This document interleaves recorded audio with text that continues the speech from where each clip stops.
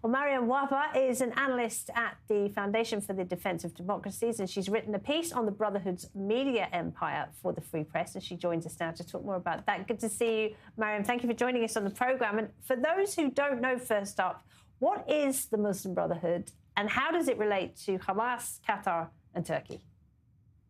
Well, it's good to be with you today, Laura. The Muslim Brotherhood is a Sunni Islamist organization, transnational organization, in fact, that began in the late 1920s in Egypt by an Egyptian schoolteacher who sought to inject Islam and Islamist ideology into all facets of public and private life. And as the years went on, we're now almost a century after the founding of the Muslim Brotherhood, the organization has evolved and has taken on more violent, more jihadi tendencies. Now, when it comes to understanding what its role and what its connection is to Qatar and Turkey in particular, there's two ways to understand this, but first I'll start out by saying that Hamas is actually a branch of the Muslim Brotherhood. It is the Palestinian, the Gazan branch of the Muslim Brotherhood. And to our understanding, Qatar is a major funder, major backer, both politically, financially, and ideologically of the Muslim Brotherhood, and so is Turkey. They, of course, do it in different ways and have different means of supporting the ideology and supporting the logistical details behind this organization, but they can all be understood as supporters, backers, and part of this larger transnational organization that is the Muslim Brotherhood.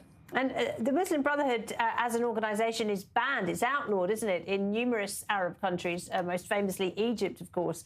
Still, though, their message, which is one of extremism, of jihad, of violence, is still managing to get through. How is that? Absolutely. And it's notable, like you stated, that in its birthplace, Egypt, the Muslim Brotherhood is banned and has been for more than a decade now.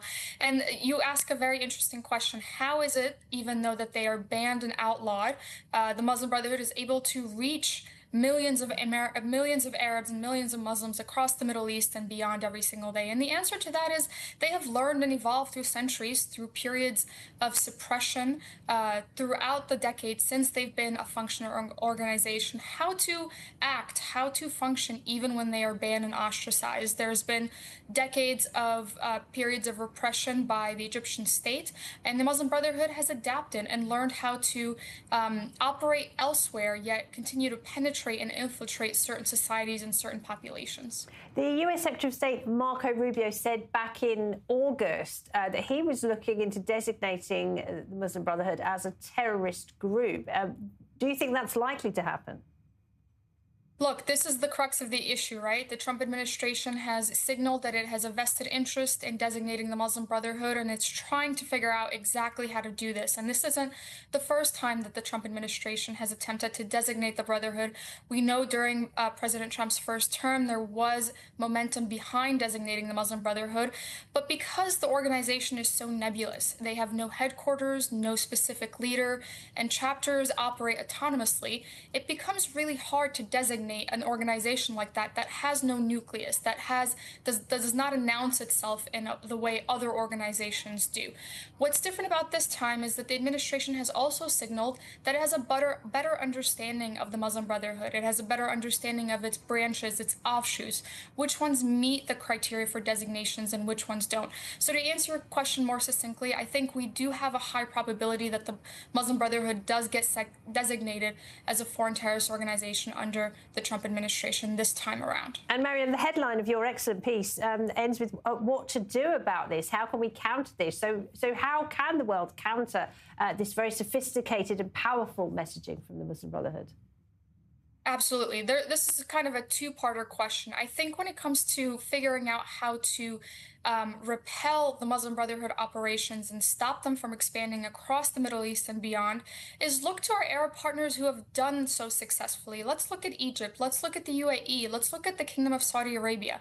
How has their bans been effective in ensuring that the Muslim Brotherhood ideology and message does not seep through its public and private sectors? So that's firstly, we have to look at designating the organizational arms of the Brotherhood.